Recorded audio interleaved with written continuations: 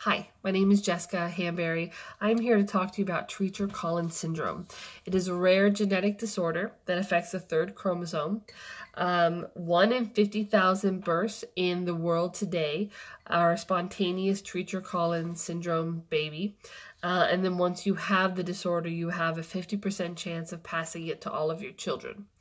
Now, Treacher-Collins syndrome was first talked about in the 1900s by Edward Treacher-Collins. He was a London entomologist, and he first described this disorder in a journal, and he called it a mandibulofacial dysostosis. What that means, it is a syndrome that affects the facial structure. And I chose it because I, in fact, have Treacher-Collins syndrome. I have a very mild case, but it affects the ears. Mine point out, and other times the ear is absent. It affects the eye structure, where you can see that my face is not symmetrical, that I do have issues with this eye, or at least with the eye structure. That is part of the Treacher-Collins. Also a small jaw and the oral cavity. I did have braces as a child, which corrected my overbite, and so I don't have as much pronounced jaw, but when I was a child, I definitely did. I want to give you some examples of more severe cases of Treacher-Collins.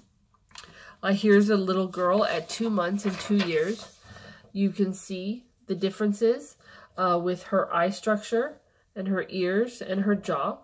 This girl has a trachea, which is a breathing apparatus that is inserted almost at birth directly into the lungs, and they're allowed to breathe through this device because their throat and oral cavity is so small they're unable to breathe, and unfortunately could die. There have been many Treacher-Collins syndrome children that have stopped breathing in their sleep because of that very fact.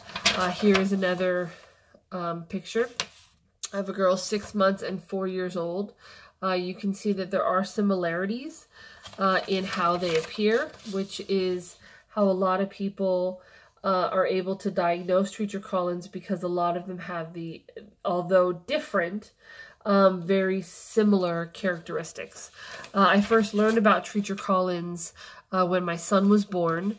I did not know I had it, and then he had, every generation is a little bit worse, and so he had the deformed ears and the eyes, and the extremely small jaw. Luckily, he did not need the trachea, but it was a very scary start to his life. The nurses thought that it was drug-related, and they really didn't allow me to hold him or see him or feed him for a very long time until a geneticist was able to get to the hospital and let them know that it in fact wasn't drug-related, but that we both had a genetic disorder. So now, this genetic disorder, it affects the third chromosome in the DNA. There are different mutations. The TCOF1, the POLRIC, and the POLRID. If that makes sense to you, it does not to me. But those are the different mutations, and there are other slight ones that, as we get more into DNA research, we can pinpoint exactly what is going on. But that is technically the 3 major or most common mutations with Treacher-Collins today. Treacher-Collins, having Treacher-Collins has taught me a lot about who I am. I grew up not looking like my family. And so when I learned that I had a genetic disorder, that I really didn't look like my family for a reason, it just answered a lot of questions for me, and I really try to make sure that I'm there for my son to answer any questions he has, and I am so grateful that he can grow up knowing that he's not alone. There are tremendous organizations out there.